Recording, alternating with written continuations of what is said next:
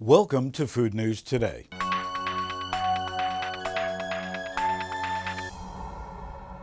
I'm sure you know by now that cinnamon not only tastes great and smells great, but it's good for you. And now researchers from the University of California at Santa Barbara say that they've discovered one more reason that we should love cinnamon. New research finds the compound that's responsible for making it smell so good could also possibly play a role in warding off Alzheimer's. The new study, published in the Journal of Alzheimer's Disease, found that 2 cinnamon compounds could help stop tangles of tau protein, the protein that's prevalent in Alzheimer's. How does it work exactly? Well, it seems that the compound cinnamaldehyde protects the tau protein from oxidative stress, which in turn prevents the forming of clumps and the tangles in our brain. Now, before you start consuming countless jars of cinnamon, research is still in its early stages and studies will continue. But this is definitely another reason that we love cinnamon. Nutrition experts look to the Mediterranean diet, full of olive oil, vegetables, fruit, nuts, and fish, as the ideal example of how to reduce risk of heart attacks, strokes, and dying compared with a typical low-fat diet. But what are you to do if the elements of the Mediterranean diet aren't so readily available for your consumption? Take, for example, Nordic countries like Denmark and Sweden, where olive oil is hard to obtain. If you have people at risk of diabetes and other chronic diseases and need a little dietary help, what's a group like the Nordics to do? Well, it's simple. Design your own local diet.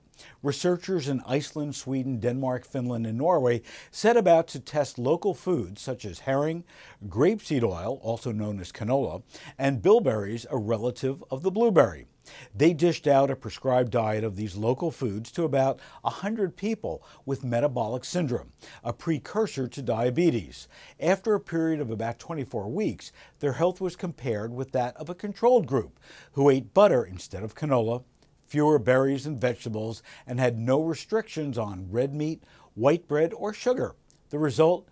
The good cholesterol for those on the healthy diet improved significantly, as did one marker for inflammation.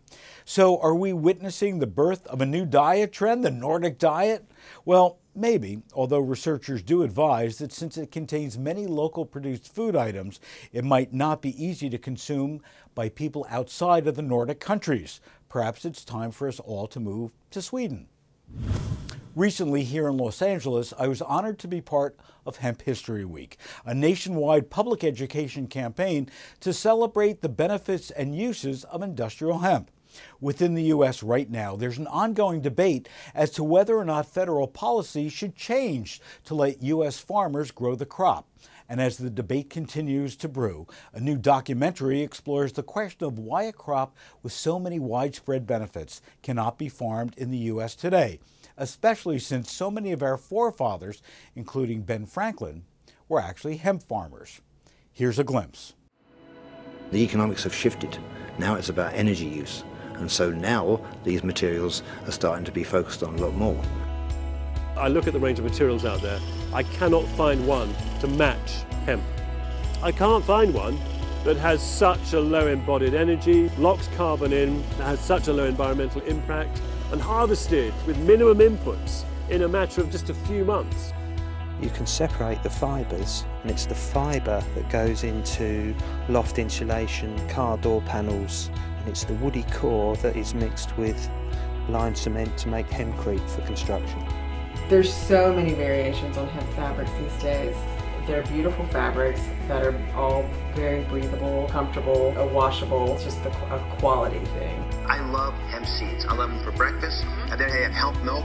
What makes hemp a superfood is its excellent source of protein. It's the closest balance of essential fatty acids of anything that grows in the land compared to fish. The amount of hemp products you see in Whole Foods and not only natural stores but mainstream stores is light years ahead of what it was like in 2000. The claims that law enforcement can't tell the difference are ridiculous. Hemp's being grown in more than 30 different countries where law enforcement has no problem. I really think that once we can grow and put hemp seed in American soil, that it will really unlock a whole wave of hemp entrepreneurship and jobs and dollars. Hemp is hope. It's bringing something that's done it all before back into creating a green future for the planet and helping us all be sustainable on this beautiful earth. This is an important film that everyone needs to check out. Right now, there's legislation both in the Senate and the House. 10 states have passed legislation to grow hemp, and 19 more are about to. Check out their website, bringithomemovie.com. And also, I hope you'll read our article, Celebrate Hemp, at supermarketguru.com to learn about hemp, what it is, what it's not, and some ways that it can be used. That's all for this week's edition of Food News Today. Don't forget to check out supermarketguru.com and send me a message on Facebook or Twitter.